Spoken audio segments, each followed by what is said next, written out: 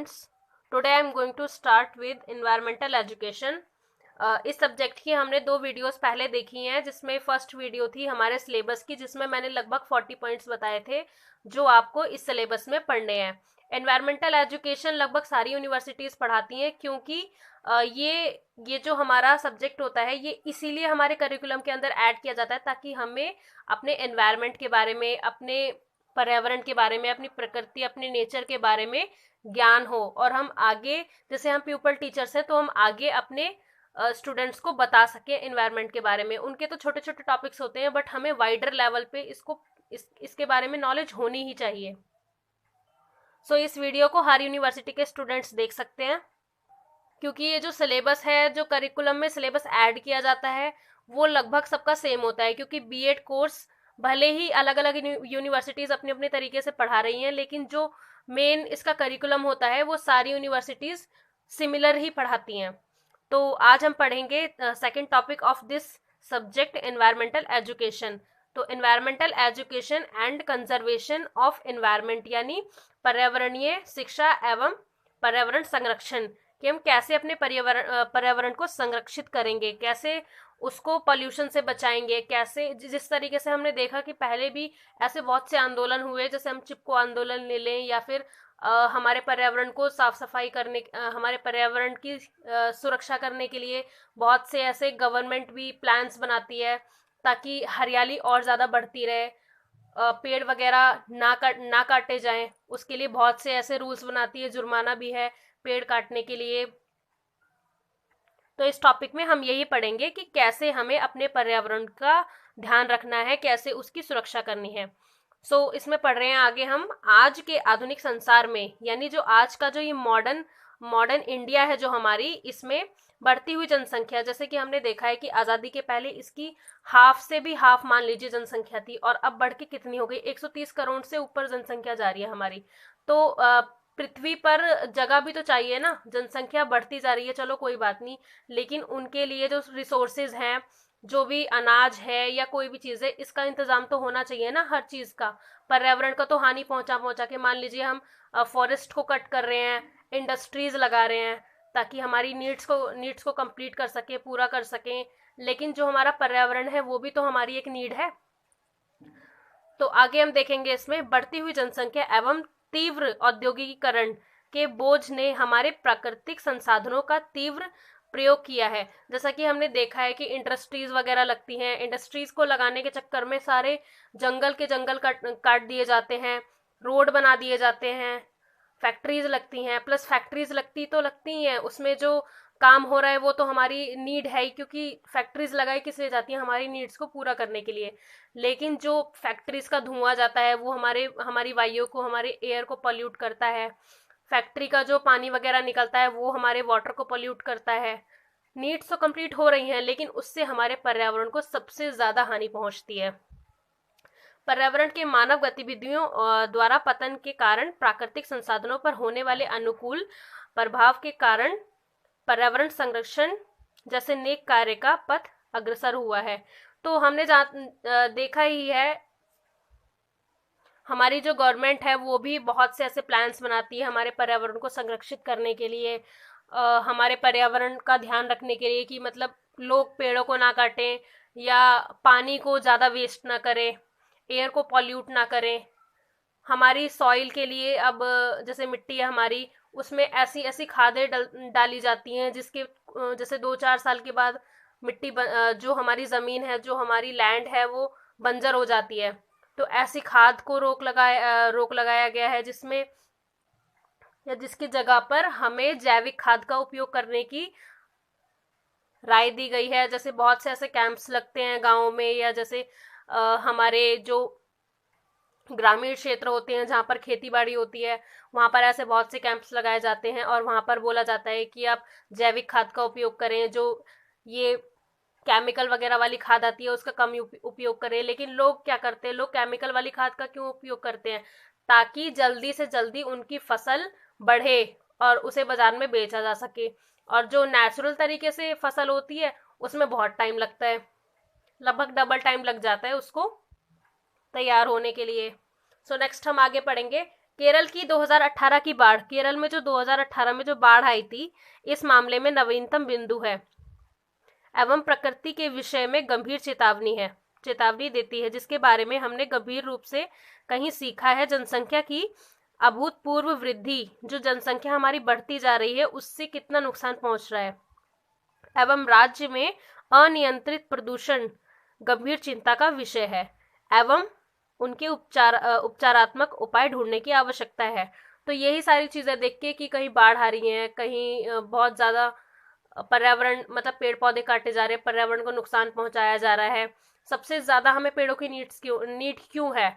क्योंकि हमें ऑक्सीजन चाहिए। ये तो एक नीड है ही, लेकिन जो पेड़ है वो जैसे जंगल है, जंगल के किसी नियर बाय में कहीं बाढ़ आती है या कुछ भी है, तो ऐसा होता है कि जो पेड़ की जड़ें होती हैं वो सारा पानी सोखती हैं। पेड़ की जड़ें बहुत काम आती है बाढ़ के समय पे, क्योंकि वो जितना पानी सोख लेती हैं उतनी जल्दी ही बाढ़ का खतरा वहां से टलता है। नेक्स्ट है, पर्यावरण संरक्षण केवल सरकार का उत्तरदायित्व नहीं है। बिल्कुल सही बात है। ये पर्यावरण संरक्षण मतलब पर्यावरण की सुरक्षा करना केवल सरकार का दायित्व क्यों है? हम भी तो रह रहे हैं ना समाज में, तो हमें भी पर्यावरण को बचाना है। ये थोड़ी है कि अपने पानी को बहुत ज्यादा वेस्ट करना है, या फिर पेड़ पौधे आपने जहां देखे वहीं काटना शुरू कर दिया कि भाई इसका तो कोई काम ही नहीं है। हमें ज्यादा से ज्यादा ये चाहिए कि जहां तक मतलब हो सकता है हम पेड़ों को ना काटें। अपनी अपनी नीड्स के लिए हम उन चीजों को काटते तो हैं, पेड़ों को काटते हैं या फिर नए पौधे नहीं लगाते, रोड बनते जा रहे हैं। हमारी नीड्स हैं ये सारी, लेकिन इसके चक्कर में पर्यावरण का लॉस भी तो हो रहा है। नेक्स्ट है, लोगों एवं समाज को इस अभियान में भागीदारी करनी होगी। जैसे लोग हैं या समाज है, हम अपने समाज में जागरूकता फैलाएं, अवेयरनेस लाएं कि पेड़ों को नहीं काटना चाहिए, जल को प्रदूषित नहीं करना चाहिए, अपने पर्यावरण को बचाना चाहिए। ये जागरूकता हमें फैलानी होगी, एवं हमारे पर्यावरण की सुरक्षा में एक सक्रिय भूमिका निभानी होगी। एवं पतित पर्यावरण को साफ करने की लागत हमारे पर्यावरण की नियोजित सुरक्षा की लागत में काफी उच्च होगी। आगे हम इसमें पढ़ेंगे कि औपचारिक पर्यावरण शिक्षा एवं पर्यावरण संरक्षण यानी formal environmental education and conservation of environment, मतलब हम औपचारिक रूप से कैसे पर्यावरण की रक्षा कर सकते हैं, कैसे उसको सुरक्षित रख सकते हैं। औपचारिक मतलब फॉर्मली, जैसे हमारी गवर्नमेंट कोई काम कर रही है या कोई ऐसी संस्था है जो पर्यावरण के लिए काम कर रही है, उससे कैसे जुड़े, ऐसे पॉइंट्स हम इसमें आगे पढ़ेंगे। तो फर्स्ट है इसमें प्राथमिक स्तर यानी एलिमेंट्री लेवल पे कैसे हम पर्यावरण की रक्षा कर सकते हैं। प्राथमिक स्तर पर प्रकृति के विषय में जागरूकता एवं चेतना का सामान्य निर्माण करने पर बल देना चाहिए। यानी सामान्य तौर मतलब सबसे पहले हमें छोटे लेवल पर यानी प्राथमिक लेवल पर इसको इंक्रीज करना है, जागरूकता लानी है। भाषा, सामाजिक विज्ञान एवं प्राकृतिक विज्ञान जैसे विषयों में पर्यावरणीय सामग्री होनी चाहिए। जैसा कि मैंने आपको बताया कि बीएड में तो पढ़ा ही रहे हैं, लेकिन छोटी क्लास में यानी सेकंड क्लास से ही ऐसे सब्जेक्ट्स लगाते हैं बच्चों को, ताकि उन्हें पर्यावरण की जानकारी हो। शिक्षकों द्वारा श्रव्य दृश्य सामग्री का उपयोग प्राकृतिक स्तर पर शिक्षण रणनीतियों में समर्थित होना चाहिए। सबसे पहले हम देखेंगे कि जो हमें ये ट्रेनिंग दी जाती है स्कूल में हमारी ट्रेनिंग जो होती है, उसमें क्या सिखाने के लिए हमें ट्रेन किया जाता है, क्या सीखते हैं हम उसमें, कि हमें किस तरीके से बच्चों को किस मेथड से, किस स्ट्रेटेजी से पढ़ाना है। उसमें हमें बहुत से मेथड्स बताए जाते हैं कि किस मेथड से कौन सी पेडागोजी हमें पढ़ानी है। सारी पेडागोजी के अलग अलग मेथड्स होते हैं पढ़ाने के। तो जो हमारा पर्यावरण अध्ययन होता है, बच्चों को पर्यावरण अध्ययन की जो बुक लगाई जाती है उसको किस तरीके से पढ़ाना है, उन मेथड्स का हमें ज्ञान होना चाहिए। और श्रव्य दृश्य सामग्री मतलब ऑडियो विजुअल एड्स। ऑडियो मतलब या तो हम ऑडियो सुना सकते हैं या तो हम वीडियोज उन्हें दिखा सकते हैं, या ऑडियो वीडियो दोनों तरह से हम उनको सिखा सकते हैं। प्रोजेक्टर पे दिखा दिया, पेड़ मतलब प्लांटेशन करवा के कोई एक्टिविटी करा दी उन्हें, पेड़ पौधों की पिक्चर्स बनवा दी, कोई रैली हमने ऐसी आयोजित कर दी जिसके अंदर लोग गली गली में जाके लोगों को अवेयर कर रहे हैं, जो हमारे स्टूडेंट्स हैं, ताकि वो पेड़ों को लगाएं, जल को ज़्यादा ना बहाएं, उतना ही यूज़ करें जितना उन्हें ज़रूरत हो। नेक्स्ट हम पढ़ेंगे सेकंड माध्यमिक स्तर पर यानी सेकेंडरी लेवल पर। औपचारिक शिक्षा के माध्यमिक स्तर पर स्थितीय उन्मुक्त जागरूकता एवं संरक्षण ज्ञान एवं कौशल पर अधिक बल देना चाहिए।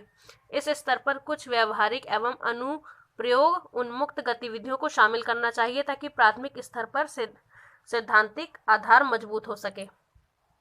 प्राथमिक लेवल पर तो हम कर ही रहे हैं, लेकिन सेकेंडरी लेवल पर हमें उसमें और ज़्यादा इंक्रीज करना है और ऐसे मेथड्स और ऐसी स्ट्रेटेजीज उसके अंदर लगानी है ताकि जागरूकता और ज़्यादा फैले और ज़्यादा हम जागरूकता फैला सके लोगों में या बच्चों में ही, स्कूल लेवल पर बच्चों में। और अगर हम कोई ऐसी एक्टिविटी कर रहे हैं जिसमें हम लोगों को भी अवेयर कर सकें तो उसके अंदर भी हमें उन चीज़ों को इंक्रीज करना है।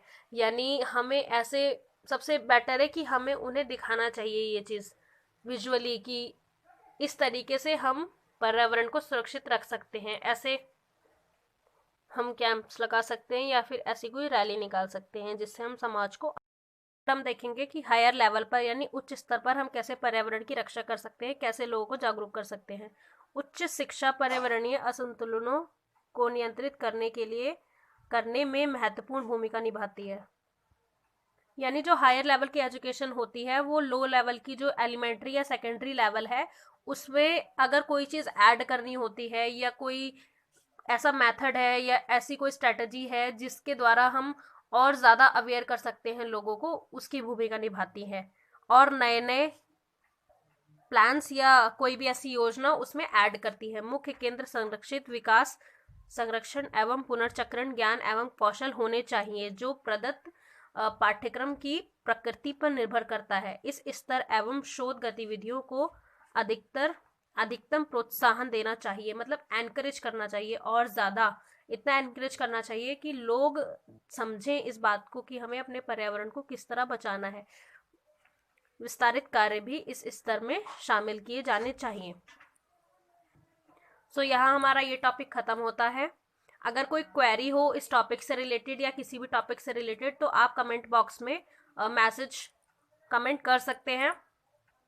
Thank you so much for watching this video. मेरे चैनल को लाइक करें, सब्सक्राइब करें, कमेंट करें एंड शेयर करें।